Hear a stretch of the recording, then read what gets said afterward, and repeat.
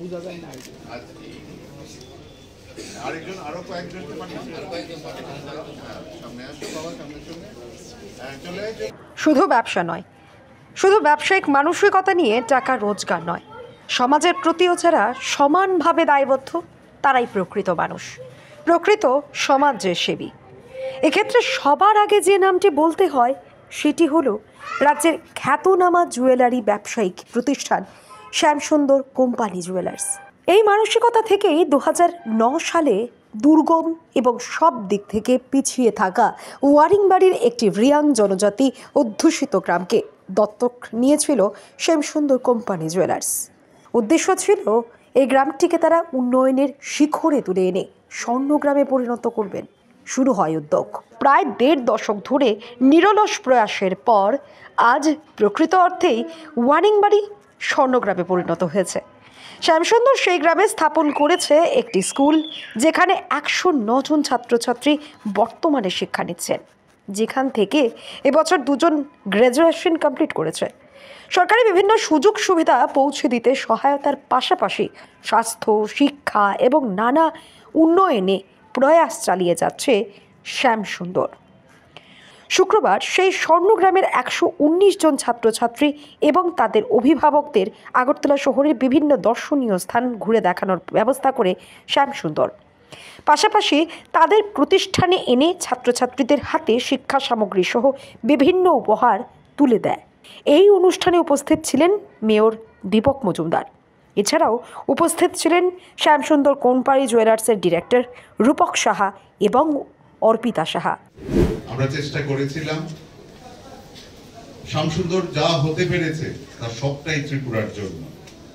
কিছুটা এই ঋণ স্বীকার করার একটা প্রয়াস করার চেষ্টা করেছিলাম। আমরা জানি মাতৃ ঋণ শোধ করা যায় না, কিন্তু মাতৃ ঋণ স্বীকার করা যায়। এই ঋণ স্বীকারের অংশ হিসেবে আমরা যুক্ত হয়ে পড়েছিলাম ওয়ারেংবাড়ির রিয়াং জনজাতি ভাই ও বন্ধুদের সাথে। তখন তাদের অনেক অসুবিধে ছিল। তারা বিকেল হলেই নেশাগ্রস্ত হয়ে পড়তেন, পড়াশোনার অবস্থা ছিল না, বা ওদের স্বরোজগারের কোনো ব্যবস্থাই ছিল না। ক্রমে ক্রমে আমরা স্বপ্ন দেখতে শুরু করি সবাইকে নিয়ে, যাতে করে এরা স্বাস্থ্যে উজ্জ্বল হয়ে ওঠে, শিক্ষায় উজ্জ্বল হয়ে ওঠে এবং স্বরোজগারে উজ্জ্বল হয়ে ওঠে।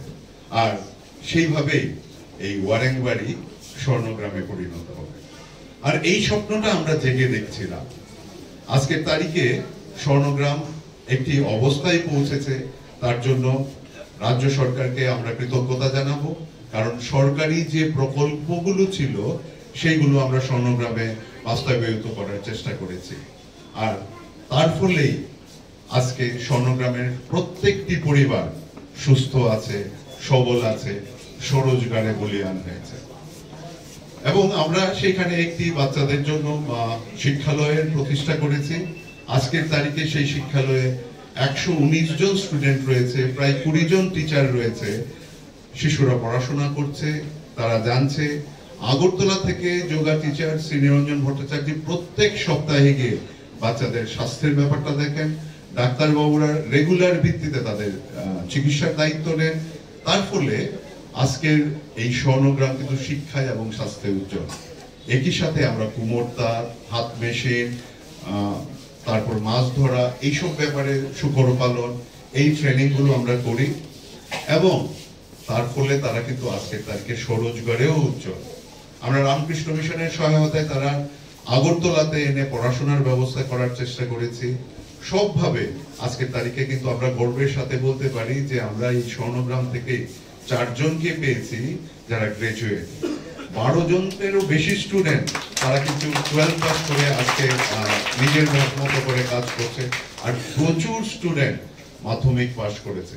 আমাদের প্রচেষ্টাই থাকে স্বর্ণগ্রাম শিক্ষালয়ে তারা 6 অবধি পড়াশোনা করে সরকারি যে সুযোগগুলো রয়েছে নবোদয় প্রকল্প, সেই নবোদয় প্রকল্পে ওরা যোগদান করুক এবং যাতে করে ওরা ভবিষ্যতে উজ্জ্বল ভারতীয় নাগরিক হয়ে উঠতে পারে। যে নাগরিকের কথা, যে উজ্জ্বল ভারতের কথা আমাদের প্রধানমন্ত্রী সবসময় বলেন, এরাই হবে ভারতবর্ষের উজ্জ্বল নাগরিক। এবং সেটাকে মাথায় রেখে সব ধরনের প্রকল্প আমরা কিন্তু নিয়েছি। এই আজকে 119 জন বাচ্চাকে আমরা আগরতলা শহরে নিয়ে এসেছি। ওরা হেরিটেজ পার্ক, প্যালেস কম্পাউন্ড বা আগরতলা শহরের বিভিন্ন ইম্পর্টেন্ট জায়গাগুলো দেখবেন আগরতলা শহরে কিভাবে মান উন্নয়ন হচ্ছে, এবং তারা বুঝতে পারবে যে বর্তমান পৃথিবী কোন দিকে এগোচ্ছে।